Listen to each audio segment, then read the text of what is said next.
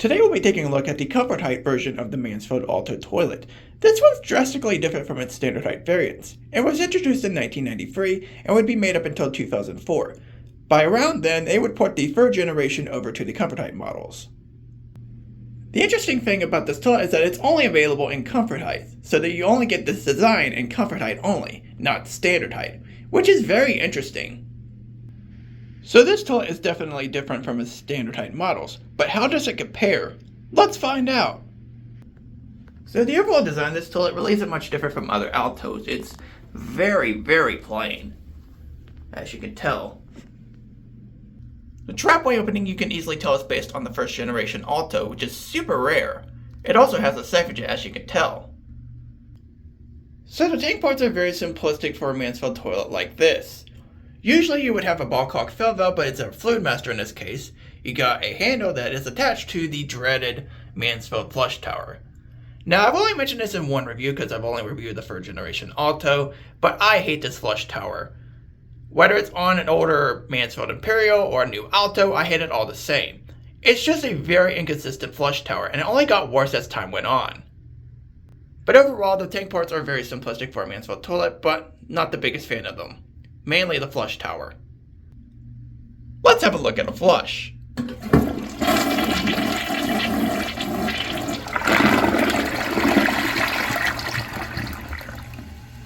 I'm honestly not the biggest fan of the flush. So my biggest problem with this toilet is the inconsistent quality control, from the different trapway openings being more crooked or smaller, to the inconsistent rim jets being a little bit more crooked or out of place, and of course the inconsistent flushes and siphons. Each one flush is very different from another, even though the flushing style is mostly the same. I don't really like that about this toilet. That just shows the quality control really wasn't thought of here that well. With that in mind, the pulling and siphon power is very middle of the road. Due to the inconsistent flushes and pulling factors and siphons, that does all play a role into the pulling factor. And overall, it's very middle of the road. While it's definitely better than the third generation Alto, it really isn't the best still. The performance is also pretty middle of the road too. While the trapway passages are better than the third generation Alto, the trapway opening is probably its biggest problem. The performance is very inconsistent on these. While it's not completely terrible, it isn't completely great either. It's just meh. Now we'll have a look at ball rinse.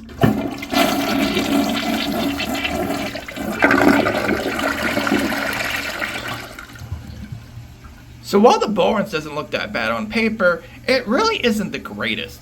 From the inconsistent rim jets and the design of them and the application, even though they are angled, it really isn't that great, as I've seen stains scatter up often around the back rim and even around the sides as well.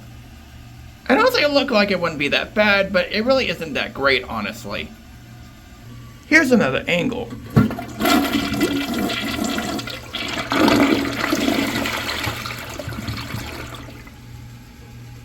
And that is the comfort height version of the Mansfield Alto toilet, offered from the 1990s up until the early 2000s. While it's definitely a very unique design, it ends up being a lot more lackluster than you might think. Everything just ends up being pretty meh at the end of the day, and I expected quality to be a lot better than this, but what can you do? But let's put this toilet into the grading scale. Let's grade it. The overall design of this toilet is virtually the same as any other Alto. It has that same simplistic and somewhat budget look to it that I don't really care for. I gave it a 4 before, I'm giving it a 4 now. With your standard Alto, you have your standard tank parts that come along with it. It includes the typical ball cock fill valve, and your standard handle attached to the dreaded Mansfield flush tower. Now I've never been the biggest fan of this flush tower. Whether it's on a brand new Mansfield Alto or a Mansfield Imperial from the past, I don't like it all the same. I have heard it's better back in the past, but as time went on, it got worse and worse in quality. The parts get a free. Like most Altos, the quality control is pretty bad, and this thing definitely has some problems. One being the inconsistent trapway opening. Sometimes it's crooked, sometimes it's off-center, sometimes it's larger or smaller than the others.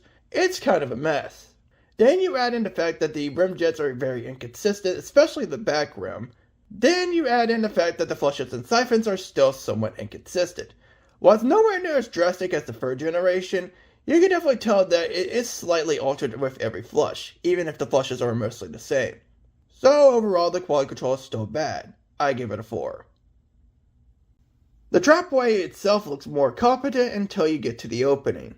With the inconsistent openings, it definitely brings down the score to a 4.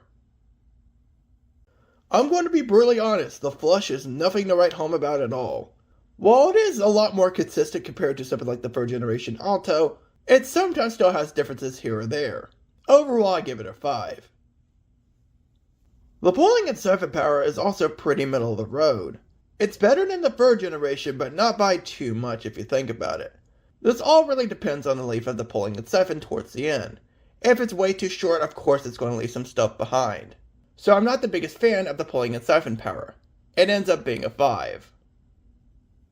The performances are also not super great either. While I was expecting it to be worse due to the trapway opening, it actually performs a lot better than I expected, but still it's pretty middle of the road. It gets a 5. Probably the biggest disappointment about this toilet is the ball runs not being very good. Yes, it has angled rim jets, but you also have inconsistent rim jets in the back, and it seems like the application really isn't that good either. I've seen stains gather up on the back rim constantly, and sometimes even on the sides. What happened, Mansfield? Typically, Altos usually have pretty decent rinse, except for the modern 4th generation ones. So I have no clue what happened here. The ball rinse gets a 5. Despite everything mostly being in the middle, the survivability is pretty okay for the most part. Most of these are still standing surprisingly despite their problems, so I give it a 6. Now let's take a look at the overall value of this toilet. This is definitely one of those toilets I was interested in reviewing, but the more I put up with it and the more I experiment with these, it really isn't as good as I thought it was going to be. Granted, I didn't think it was perfect, but it ended up being a lot more underwhelming than I thought it would be. Everything just kind of mellows out towards the middle, for better or for worse. The flush, the pulling factor, and even the bowl rinse. Then combine that with the usual Alto problems like the tank parts and even the quality control, and then you're left with something a lot less good than you thought it would be. Sure, it's definitely a lot more interesting compared to other Altos out there, but it still ends up being not as good as you thought it would be, which is very disappointing. The value is a 5. The final score of the Comfort Height Mansfield Alto toilet from the 1990s to early 2000s is a 46 out of 100. Honestly, I was expecting a lot better from this toilet, but I was still let down at the end of the day. Sure, it's definitely one of the more interesting Altos out there, but at the end of it all, it's yet another Alto. It really isn't that good.